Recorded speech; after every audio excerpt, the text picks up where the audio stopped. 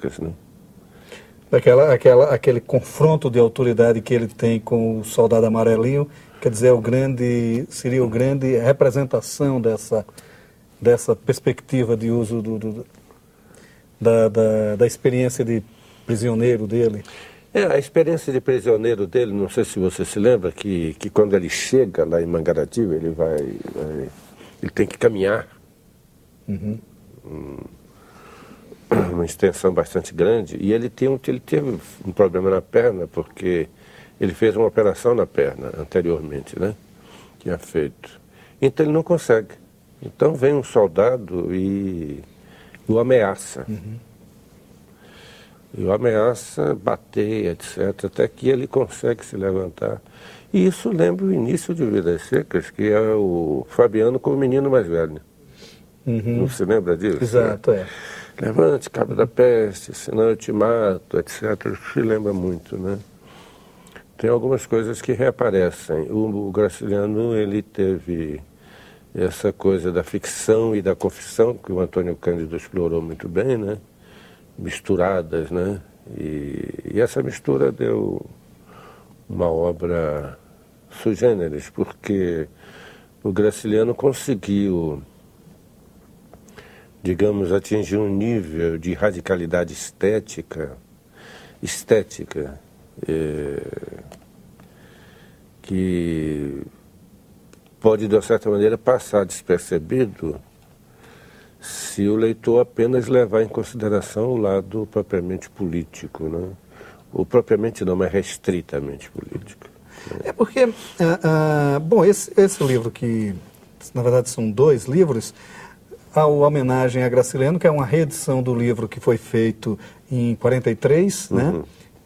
Exatamente o resultado da homenagem que tinha acontecido em 42, onde tem as crônicas, né? Eu acho até curioso, tem a crônica do Borba aqui que diz que é uma grande homenagem seria elegê-lo para a Academia Brasileira. Ora, nada mais incompatível né? com o Graciliano do que a Academia, né? E o catálogo de benefícios, que é o significado dessa homenagem, onde são 3 estudos. Tem o seu estudo, que se apega muito a esse mesmo sentido literário do Graciliano, a importância literária do Graciliano naquela quadra, daquele período. O Leonardo Almeida Filho, que faz um ensaio sobre o que era o período mais histórico mesmo. O momento histórico. O momento histórico, né? Inclusive, revendo a questão da ditadura de Vargas, a influência do DIP nas artes, né, que é um ponto.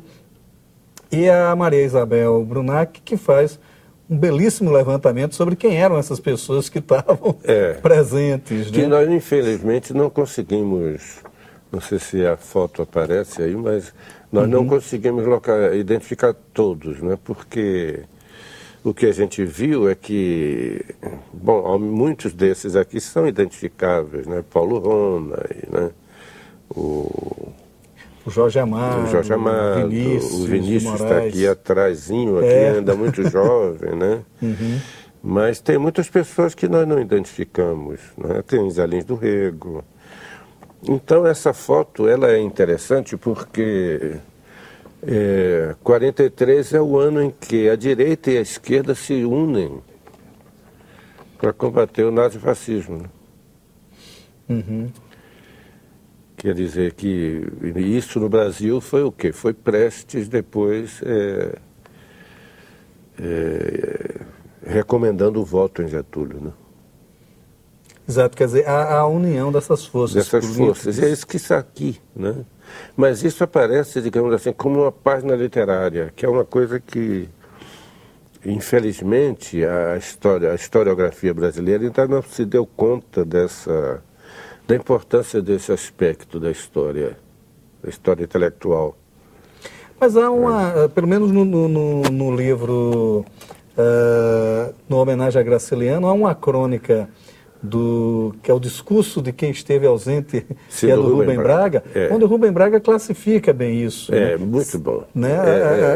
Esse momento político mais intenso, né? Porque o Rubem Braga não está presente. Ele não está presente, é discurso de um ausente. Agora, uma das coisas importantes, porque De fato, aí nós temos vários significados. Há um significado mais, digamos, histórico, assim, no sentido mais específico, né? Mas tem também um significado literário, porque a página que é a resposta que o Graciliano deu é uma coisa fantástica, que vale a pena ler, porque é uma página do mesmo nível literário de Vidas Secas, por exemplo. Que é o discurso dele durante o jantar. É, o discurso de resposta, né? Quando ele diz, bom, eu não sei por que eu estou aqui, eu não sei por que eu mereço, eu não sei se mereço essa homenagem. Talvez eu esteja aqui graças a Fabiano, ao coronel assassino, que é o Paulo Honório, a fulano, etc. Né? É engraçado porque ele só classifica o Luiz da Silva, ele só cita o Fabiano, o Luiz da Silva e o Paulo Honório, né? É. Quer dizer, ele exclui o protagonista do Caetés. Ele exclui João Valério, ele não gostava de João Valério. O que foi eu acho uma visão errada, porque o Caetés é um grande livro. Ainda há algum tempo atrás estava lendo um ensaio do Roger Bastide sobre Caetés, que é uma coisa fantástica. É um encontro de um romance psicológico com um romance propriamente histórico, né? Pois bem, então essa página do Graciliano é uma página de alto nível literário, né? Então ele diz, eu dedico esse prêmio a todos os infelizes que povoam a terra. Mas isso não é dito no sistema, na forma, digamos assim, de simples proselitismo, dito de uma maneira, da maneira graciliânica, né? Quer dizer, com a excelência estética, né? De quem escreve como ele escreveu. Agora, há um aspecto no seu estudo que me chamou muito a atenção também, que é quando você fala sobre os personagens do Graciliano Ramos, os protagonistas do Graciliano, são todos pretensos escritores, e no caso específico do Fabiano, essa impossibilidade de comunicação é que determina a sua ação como personagem. Né? Quer dizer, como é essa tese que você defende? É uma das coisas que nós temos estudado muito, o nosso grupo de pesquisa lá na UNB, porque o Graciliano, de fato, ele sempre optou pela primeira pessoa, né? Tanto nos romances como, evidentemente, na memória, na autobiografia. Mas quando ele chega em Vidas Secas, ele chega a um limite disso, né? Então, Fabiano não pode narrar.